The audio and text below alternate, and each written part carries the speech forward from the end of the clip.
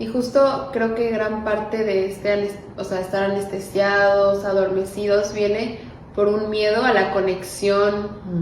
pues profunda, ¿no? Como miedo a esta vulnerabilidad, porque obviamente es más fácil, pues estar en tu celular viendo jijiji, jajaja, ya sea redes sociales o videojuegos o lo que sea que estés viendo, a enfrentarte a una persona y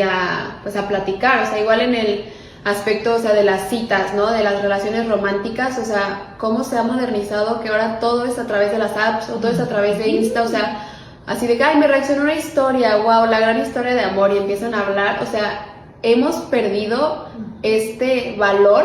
tanto, o sea, masculino, de acercarse a la chava y, oye, ¿cómo estás? Platicar, me pasas tu número o así, y también como que esta parte femenina de dejarte, pues, ser vista, así, coquetear, o sea, ya todos nos vamos al celular,